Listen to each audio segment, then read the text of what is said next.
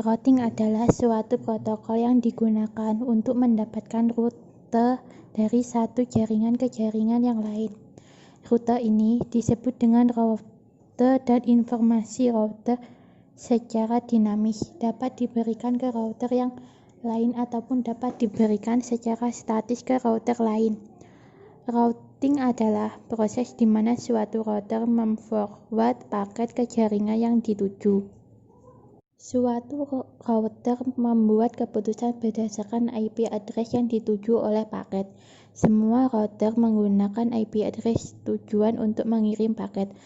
Agar keputusan routing tersebut benar, router harus belajar bagaimana untuk mencapai tujuan.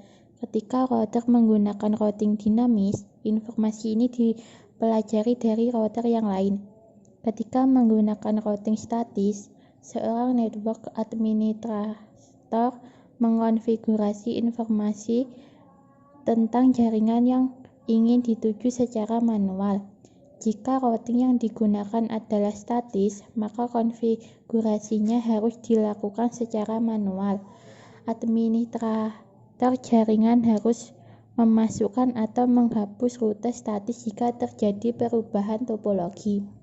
Pada jaringan skala besar, jika tetap menggunakan routing statis, maka akan sangat membuang waktu administrator jaringan untuk melakukan update stable routing. Karena itu, routing statis hanya mungkin dilakukan untuk jaringan skala kecil. Sedangkan routing dinamis bisa diterapkan di jaringan skala besar dan membutuhkan kemampuan lebih dari administrator. Routing statik. Routing statik adalah entry suatu route yang dilakukan oleh seorang administrator untuk mengatur jalur dari sebuah paket data. Entry routing table bisa dilakukan dengan program yang terdapat pada perangkat tersebut.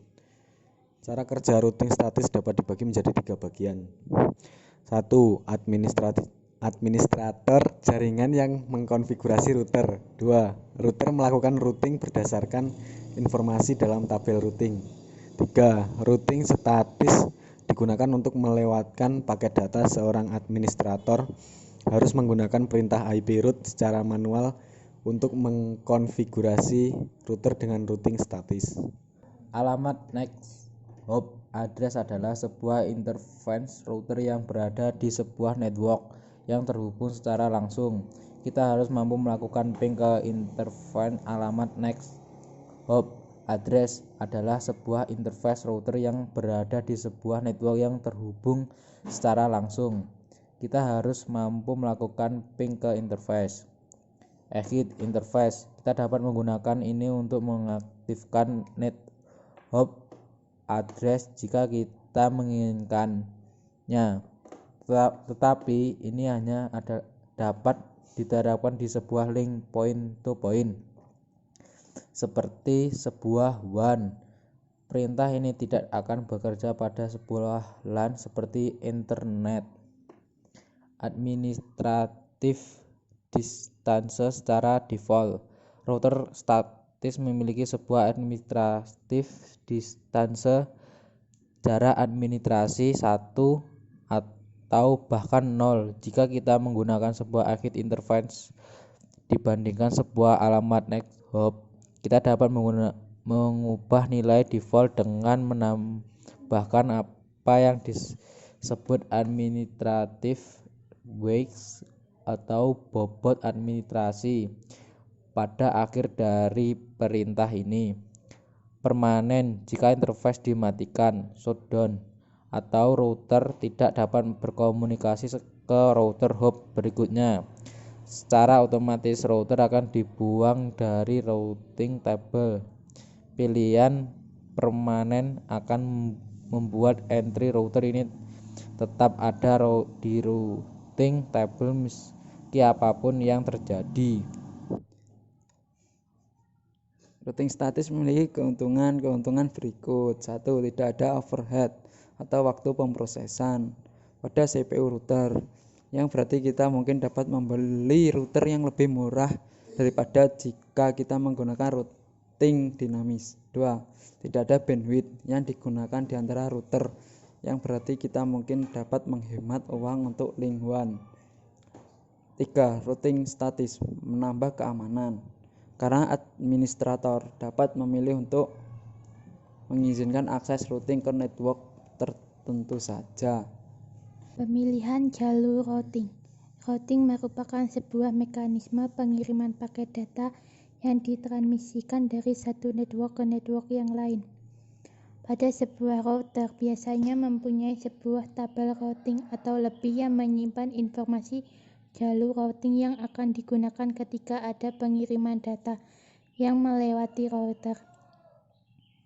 Pada kasus tertentu, untuk menuju ke suatu tujuan, router tidak hanya memiliki satu gateway.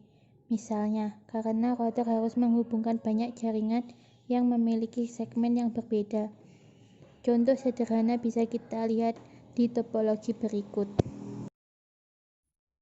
Lalu bagaimana router menentukan pemilihan jalur routingnya? Gateway mana yang akan digunakan router 1 untuk menuju ke server? Ketika ada lebih dari satu rule router memiliki mekanisme perhitungan jalur routing yang akan digunakan router untuk transmisi data. Pemilihan jalur routing didasarkan pada beberapa parameter, yaitu DST address dan distance pada tiap rule routing. Pertama, router akan memilih rute routing dengan DST address yang paling spesifik.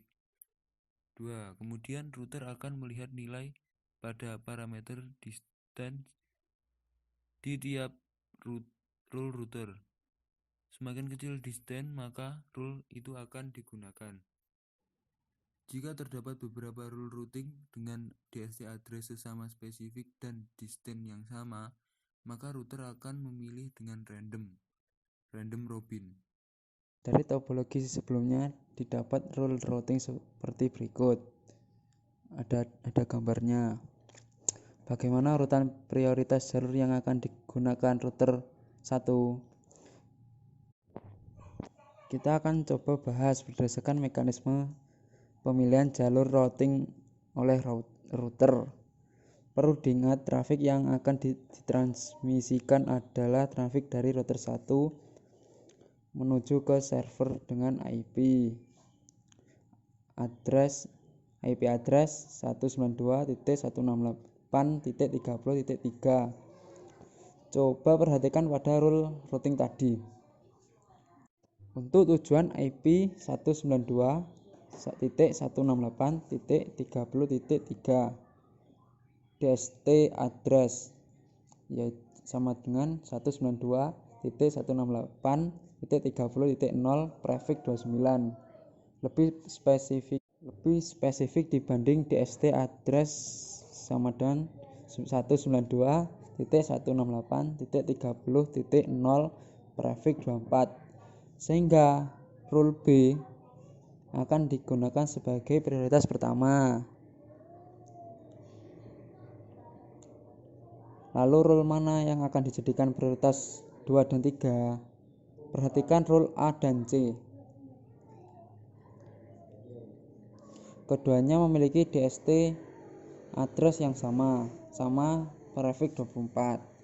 Akan tetapi nilai distance kedua rule tersebut berbeda. Antara rule routing A dan C, router akan memilih A karena nilai parameter distensi pada rule A lebih kecil dibanding rule C.